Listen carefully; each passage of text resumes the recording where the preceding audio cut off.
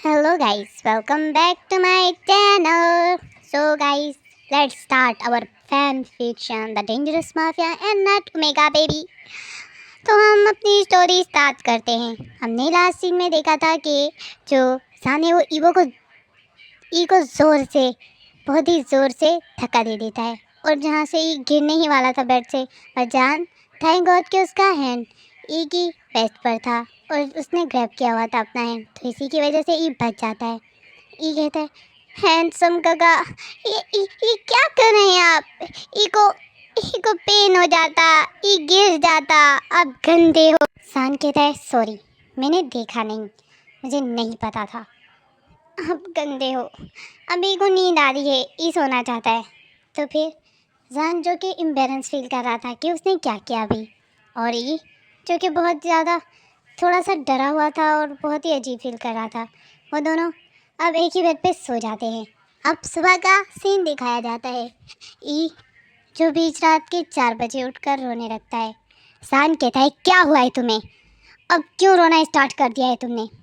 ई कहता है, मुझे भूख लग रही है, ई को बहुत ज़्यादा भूख लग रही है। हैंडसम काका, ई को भूख लग रही है। तो तुमने रात को खाना नहीं खाया था? वो तो मैंने आपको दिया था, आपने सारा खाना फेंक दिया था, आप गंदे हो। मुंह बंद करो। अब तुम्हारे अंकल जो है ना तुम्हें देने आ जाएंगे कुछ देर बाद खाना, फिर खा लेना। मुझे भूख लग रही है, ही को भूख लग रही है, ही को बहुत ज़्यादा भूख लग रही है। क्या तुम्हारे घर कुछ खाने को नहीं है? चाहकर कुछ भी उठाओ और खा लो। इनके पास कुछ भी नहीं है। हाँ, इनके पास कुछ नहीं है। ओह, मैं कहाँ फंस गया। अब वो जाता है और खिड़की से झांक कर देखता है, लेकिन गार्ड्स अभी तक नहीं गए। सहन कहता है, तुम्हारी वजह से सब कुछ हुआ। इन्हें कुछ नहीं किया, इन्हें कुछ भी नहीं किया। आप गंदे हो, आपने ही का खाना फेंका, गंदे काका।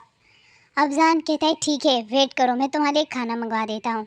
और जान जो कि ऑर्डर कर देता है कुछ फूड। अचानक ही वो जैसे ही पर्सन आने वाला था उस बिल्डिंग में, गार्ड्स उसे रोक देते और कहते, तुम कहाँ जा रहे हो? और वो कहता है, मुझे यहाँ से ऑर्डर आया है। तो फिर वो कहते हैं, अच्छा ठीक है, जाओ। और वो पूरी चेकिंग करते हैं। वो उस डिलीवरी बॉय की अच्छे से चेकिंग करते हैं और फिर उसे जाने की इजाज़त दे देते हैं। और वो डिलीवरी बॉय जाता है और रूम की बेल बजाता है और फिर सान कहता है, जाओ और जाकर खोलो उसे। ठीक है, ई जा रहा है। हाँ, ई जा रहा है। और ऐसे कहने के बाद ई जो चला जाता है और ई जाके ओपन करता है डोर और कहता है, हेलो। और वो पर्सन स्माइल देता है ई को और कहता है, ये लो तुम्हारा ऑर्डर। और सान ई को पैसे देता है और कहता है, ये उसको दे देना। फिर वो पर्सन जो ई को वापस पैसे दे रहा था, ई कहता है, नहीं, ये सारे आपके हैं। हाँ, ये सारे आपके हैं। जान जो बड़ी बड़ी आंखें खोल के देखने लगता है ई की तरफ। फिर ये जो कि सारे पैसे उसे दे देता है और वो जो डिलीवरी बॉय होता है वो बहुत ही ज़्यादा स्माइल करने लगता है और कहता है, क्या ये सारे मेरे? ये कहता है, हाँ, ये आपके हैं, आप ले लो। सान कहता है, ये ऐसे कर रहा है जैसे इसके बाप के पैसे हों। और फिर सान कहता है, छोड़ो, ये है ही बेवकूफ़। और फिर ये जो अंदर आ जाता है, सान कहता है, तुमने उसे सारे पैसे दे दिए? ये कहता है, हाँ, इन्हें सारे पैसे दे दिए उसको, इन्हें सारे दे दिए। शाबाश, तुम बहुत ही इंटेलिजेंट हो। हाँ, इंटेलिजेंट है, इंटेलिजेंट है। फिर सान दिल में सोचता है, तुमसे बड़ा बेवकूफ़ मैंने आज तक नहीं देखा। और फिर सान कहता है, अब खाओ इसे। हैंडसम काका, क्या आप ई के साथ नहीं खाओगे? नहीं, मुझे इसके साथ बिल्कुल भी नहीं खाना। ई के साथ नहीं खाना? हाँ, मुझे ई के साथ नहीं खाना। मुझे बच्चों के साथ खाना पसंद नहीं है, वो बहुत ही ज़्यादा गंदे होते हैं। क्या? ये बेबी नहीं है, ये बड़ा हो चुका है। हाँ, ये बड़ा है, वो बंद रखो। और जान कहता है, अब तक सिक्योरिटी गई क्यों नहीं? अच्छा एक बात बताओ, तुमसे कोई मिलने नहीं आता सच में? नहीं आता। ये बस बस अब रोना बंद करो, अब मेरे सामने रोना स्टार्ट मत कर देना, जा रहा हूँ मैं। जान जो अपना कोट उठाता है और चीज़ें उठा लेता है। हैंडसम काका आप नहीं जा सकते। ई जो कि गेट मतलब गेट डोर के रूम डोर के सामने आके खड़ा हो जाता है। ई कहता है आपने मेरी लास्ट नाइट बुक फाड़ी थी, उसके बदले आप मेरे स्कूल में जाओगे और स्कूल में कह कर आओगे कि आपने मेरी बुक फाड़ी थी, आपकी वजह से इन्हें होमवर्क नहीं किया। क्या? मेरे पास इतना फालतू टाइम नहीं है कि मैं तुम्हारे स्कूल में जाके ये सब बोलूं। तो आपने झूठ कहा था, आपने इसे झूठ कहा था। अब इको बहुत ज़्यादा पेन होगा, इको सब मारेंगे।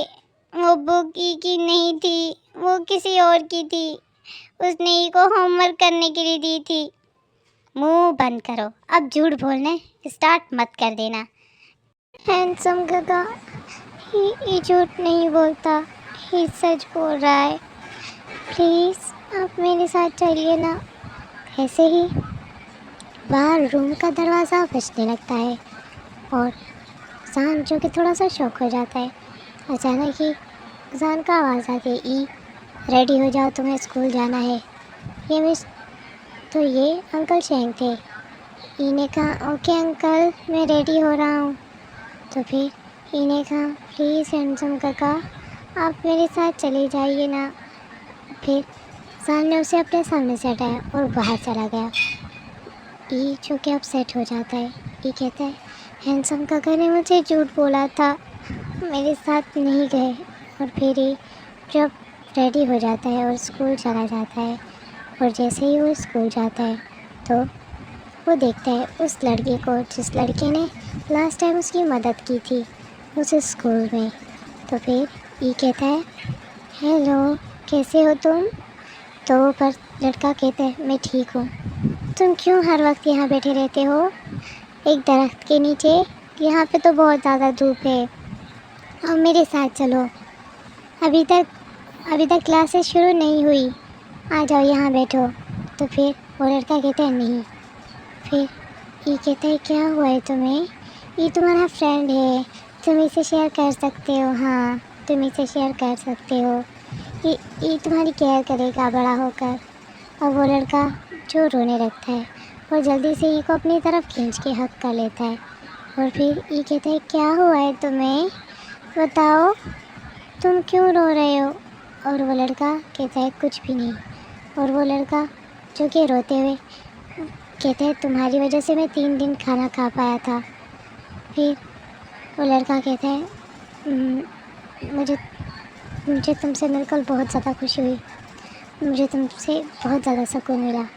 वो ई को हक कर रहा था और ई भी उसे हक करना मतलब ई ने भी उसे हक किया हुआ था। वो दोनों ज़मीन पर बैठे हुए थे, ई घुटनों के बल बैठा हुआ था।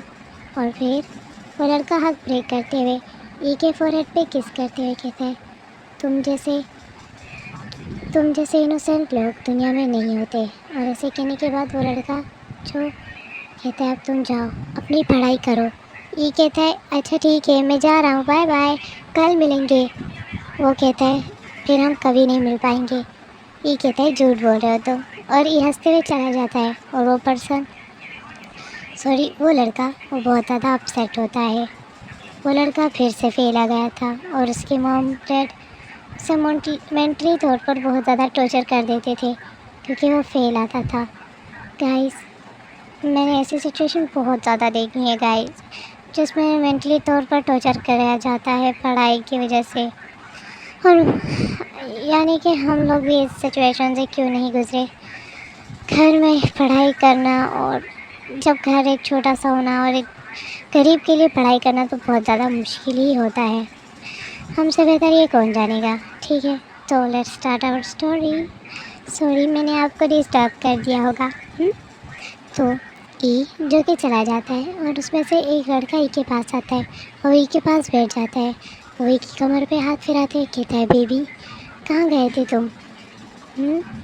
ई कहता है कुछ नहीं, मैं वहाँ गया था, मैं उस लड़के को फूड देने गया था। तो कहते हैं पर उसने फूड तो नहीं लिया तुमसे।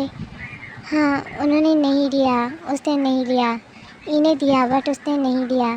और कहते तुम कितने इनोसेंट हो। वो वही 3 लड़के थे जो ई को बुली करते हैं।